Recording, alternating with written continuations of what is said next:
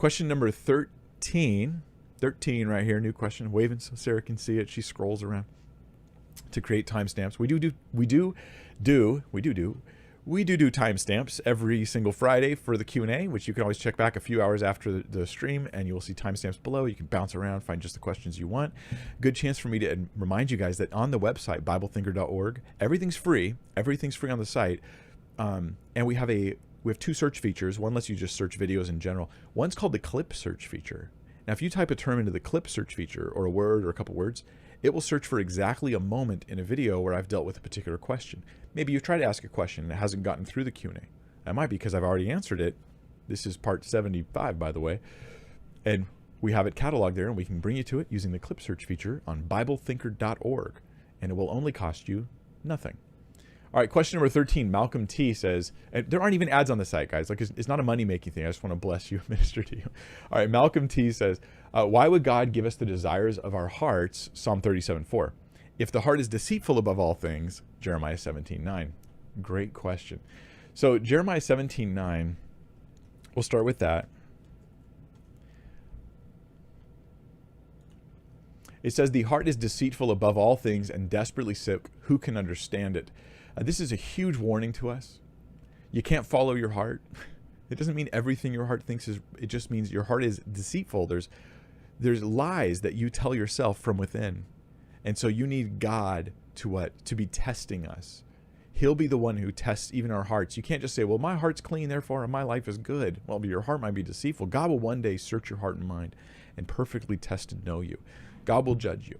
And, you know, that's concerning, considering I have a deceitful heart. But then in Psalm 37, verse 4, we have, delight yourself in the Lord and he will give you the desires of your heart. But wait, my heart's deceitful. And my heart sometimes desires wicked things. But that's why we have a whole verse here. Delight yourself in the Lord and he'll give you the desires of your heart.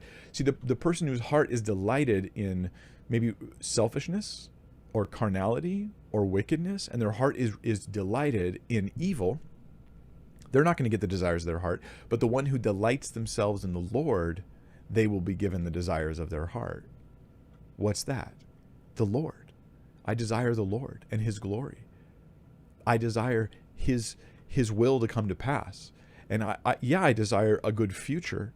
I desire blessings in my life. I desire a beautiful and glorious eternity. But I desire that in the context of God and his glory. And so he's going to be giving me the desires of my heart there. I just have to wait on him. So there's a sense in which, as much as your desires are consistent with delighting in the Lord, God is going to grant those things. You just have to wait on him. So yeah, I hope that helps. I mean, other people interpret Psalm 37:4. He will give you the desires of your heart. They'll interpret this to mean God's actually going to plant desires into your heart. So it's not about him affirming everything your heart desires. It's like he'll give you specific things to desire that are for his will. I don't, now that works, that view theologically works, but I don't think that's what it means in this passage, because this passage, let's just get context, because if you want to think biblically, you got to read whole chapters, not just verses, right? Fret not yourselves because of evildoers. Be not envious of wrongdoers, for they will soon fade like the grass and wither like the green herb. Okay, there's people doing wicked. Hey, but there's a time coming when they will be wiped out, right? They're not going to continue to be successful in it. Trust in the Lord and do good. Dwell in the land and befriend faithfulness. Delight yourself in the Lord and he will give you the desires of your heart. You might have to add eventually to this, because it's not going to happen right away. Commit your way to the Lord, trust in him, and he will act. He will bring forth your righteousness as light, your justice as the noonday. Notice what he's bringing forth is not just your blessings, but it's righteousness and justice. Like, you are doing the right thing. You're committing yourself to the Lord. You're delighting in God.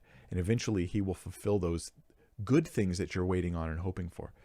Be still before the Lord and wait patiently for him. Fret not yourself over the one who prospers in his way, over the man who carries out evil devices. Don't worry about people who are successful at sin. Don't worry about it. God's going to deal with them in time. Refrain from anger and forsake wrath. I love this verse right here, verse 8. Fret not yourself. It tends only to evil. ESV's got a kind of a clunky sounding translation of that. Say New King James has a different way. It says, do not fret, it only causes harm. Hey, when you sit there and worry and you fret over all the things that God is going to deal with, you know he'll deal with them. You just have to wait.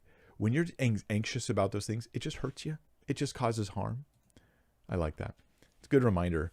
Worrying worrying has a cost. Stressing out has a cost. We talk about medically all the time now. Well, high stress can, shorten your lifespan and increase heart issues and damage your all sorts of things in your body and in your life. Yeah, well, that's what Psalm 37 says. For the evildoer shall be cut off, but those who wait for the Lord shall inherit the land. There's an eventual. God's going to give you the promises. This is to the Israelite, right? He's going to give you those things that he promised. You just have to wait on him. In just a little while, the wicked will be no more. Though you look carefully at his place, he will not be there. But the meek shall inherit the land and delight themselves in abundance of peace. The wicked plots against the righteous and gnashes his teeth at him. But the Lord laughs at the wicked, for he sees that his day is coming.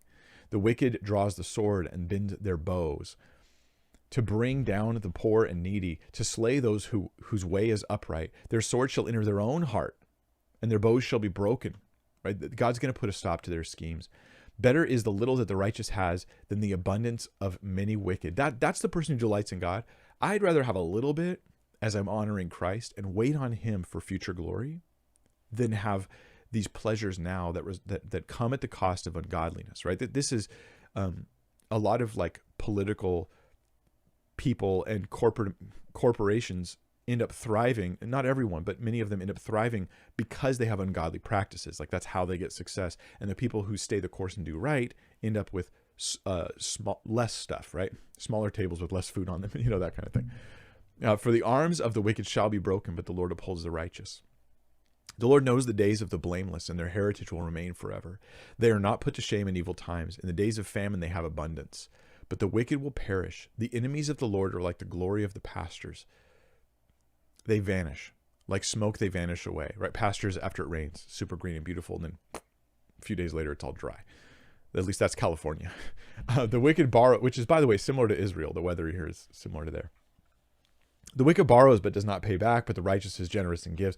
Anyway, you guys get the idea. You can read Psalm 37. I recommend you keep reading through. It's got 40 verses there for you, giving you context. Hope that answers your question.